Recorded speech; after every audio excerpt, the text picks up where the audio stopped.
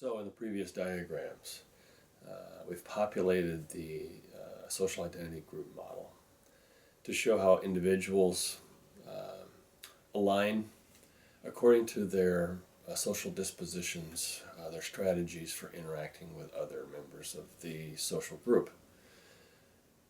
How this changes over time, and we especially focused on the relationship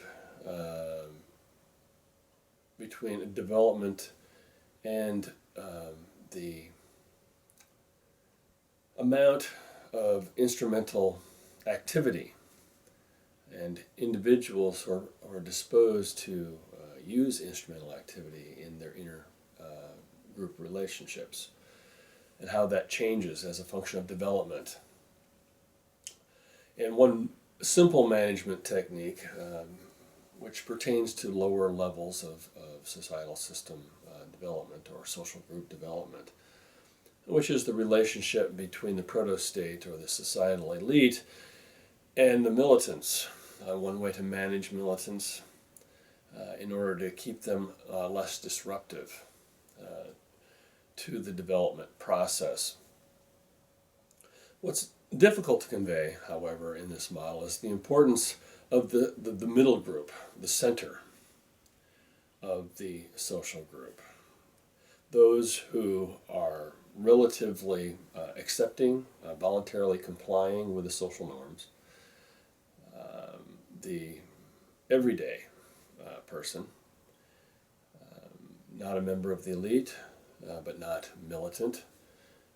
And so what are they engaged in? Well, that's the importance of the social group. This is what keeps the social group vibrant, helps to help it endure, drives development, and basically engages in the production and the reproduction process that allows the social group to persist over time. What's difficult to convey then in this model of the social group are the myriad and multitude of social interactions that are taking place amongst group members on a continual basis. These interactions take different forms. This is the importance of economic activity for the social group. I had previously argued that the measure of societal or social development does not rely on a measure of economic activity, because economic activity takes various forms, and it can take positive forms in the production of goods, public goods, private goods, consumer goods, but it can equally be used in recreation goods, artistic activities. And so the social group really decides on how best to use its energies and its time and its productive capacity. And so to be value neutral, we need to ignore what the actual outcome of group activity is and look at the way things are done. Look at basically the mix between conflictual and cooperative behavior. Now, conflictual behavior is important to group cohesion, coherence, and persistence, as Louis Kozer has argued, and after George Simmel, of course, that conflict really motivates individuals to become innovative, to adapt, to become entrepreneurial, and actually drives, in large part, the development process. And so this myriad of political communication between individuals, social communication, social and economic and political transactions and exchange, this is constantly going on within the group. And over time, we get regular channels of this activity, and this creates what we would term social networking. regular channels of communication, regular channels of exchange, transaction, exist within the social group and are institutionalized over time. And this really gives consolidation and solidification in the group, and of course helps it to endure. It also gives it a form of resilience, in that this activity is a part of social learning, is a part of learning application. It also includes different ways of organizing, and so you get over time not only the group, but you get complementary groups, and we'll get into this a little bit later, that the simple model of a group, of course, is just one group, and the group, as it develops its capabilities, will spawn other groups that complement and supplement its activities, its needs, its aspirations, and helps it to achieve its goals. And this is another form of resilience, and we'll get into this in a little bit.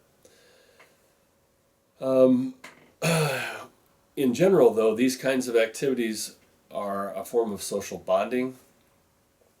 So the bonding gives it cohesion, the networking gives it coherence and persistence, and helps the group to develop over time and to endure. And emphasizing this for effect, in that the social group has to prove its salience, its relevance to individual needs over time in order to endure. So, this is not to imply that this is a linear sequence, that this can be reversed. This is not a one-way dynamic of societal development, that the development process can hit impediments, barriers, obstacles. It can actually reverse under certain conditions. And, of course, the negative dynamics, the reversals, the counterproductive dynamics can actually accumulate to the point where the group experiences, as I've already mentioned, a condition of failure. And we would term this state failure or proto-state failure, because it's really a failure of leadership in keeping the group relevant.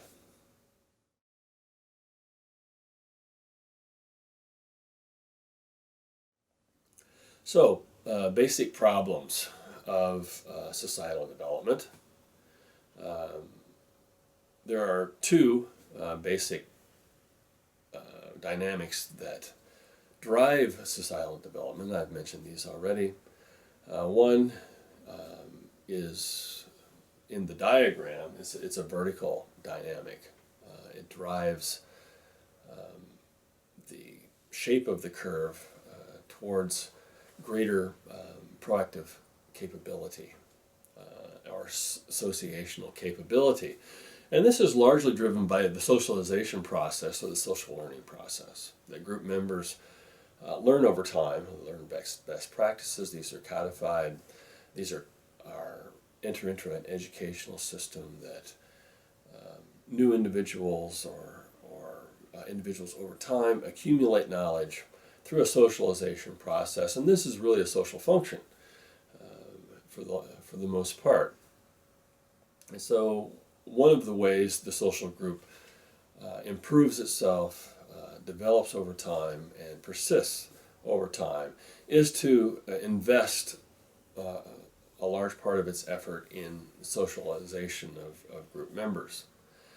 The other major function of the social group is in conflict management, and this is the horizontal dynamic that draws in the instrumental capacity of the social group. It helps to teach individuals who have a disposition towards the application of instrumental strategies and interacting with group members, gives them alternatives to this approach,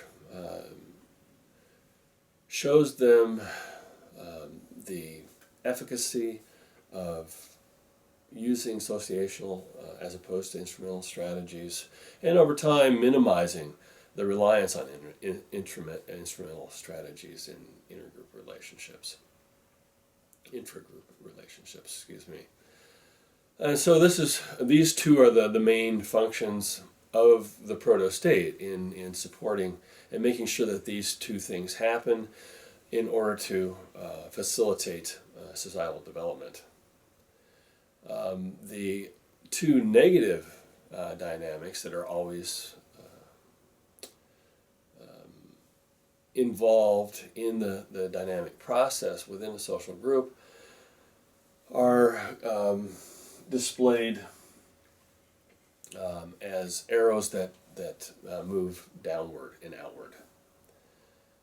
These are signified by the letter C in this diagram, and this is political crisis.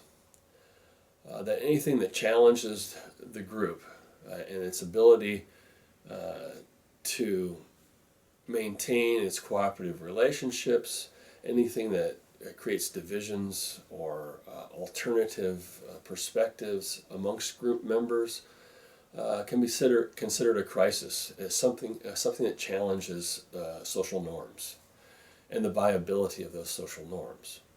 If these crises persist over time, it can actually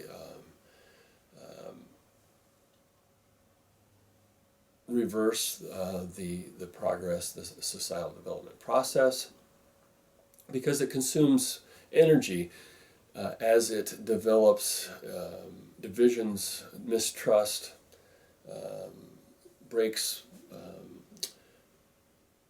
the network in certain key aspects, the transactions amongst now not perfectly or not fully cooperative group members. The other thing that tends to dampen or even reverse the societal development process can be thought of as atrophy. If group members are not actively maintaining relationships, are not actively maintaining the transactions and the exchange and the social networks, they tend to deteriorate over time. These social networks are energy inputs, and that lower levels of energy will have lower inputs. And so basically anything that dampens social dynamism will work to lessen the dynamics necessary for further progress, further development. So even irrelevance of the group, if the group loses its purpose, if the leadership is engaged in poor leadership, poor performance of its leadership, poor performance of its conflict management function, this will contribute to atrophy.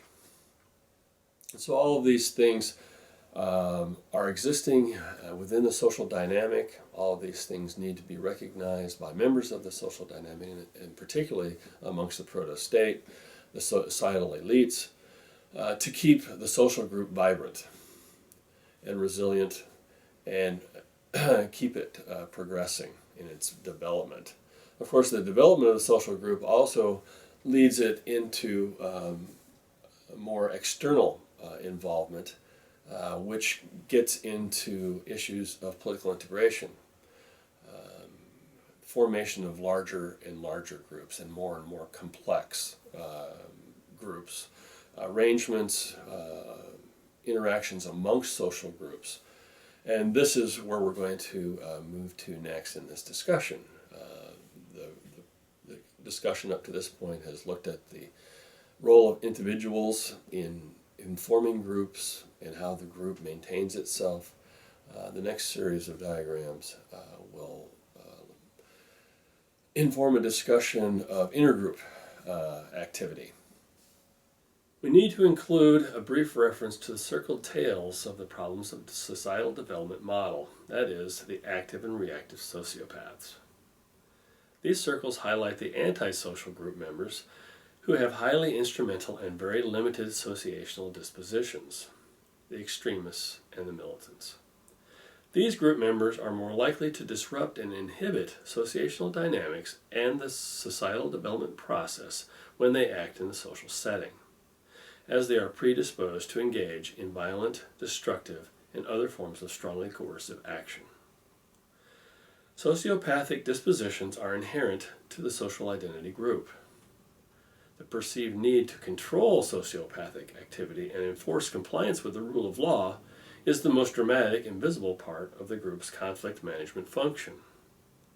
However, a well-functioning group will best inhibit and control sociopathic activity by providing economically superior associational alternatives to instrumental strategies, and act decisively to neutralize the perceived utility of instrumental action. In this way, the relative proportions of sociopathic members are minimized and sociopathic action is most efficaciously inhibited.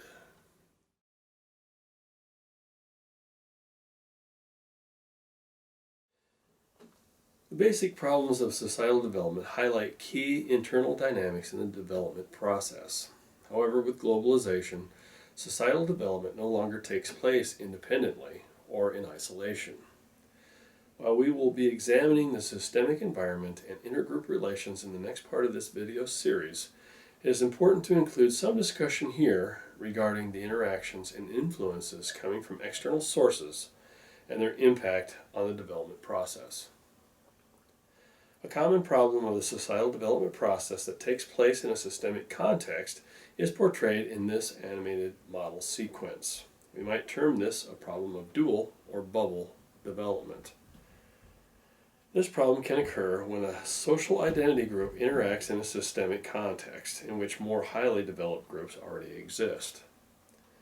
In the previous video segment, parts 3.2 and 3.3, we discussed the potential advantages of later development processes that have access to a common knowledge pool informed by improved technologies and best practices.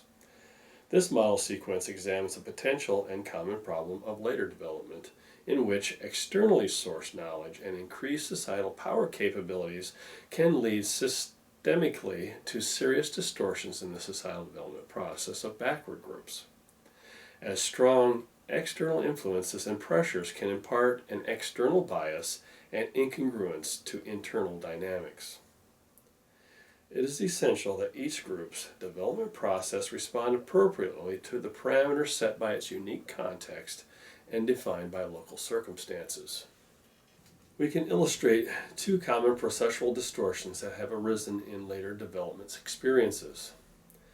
One distortion involves an increasing disconnect or bubble between the proactive core and elites, both societal and natural elites, due to a dualistic and differential pace in adopting and applying advanced technologies and skills. This disconnect can be particularly problematic in an economic exchange relationship based on a transfer of primary commodities from the more backward developing group to the more advanced external group.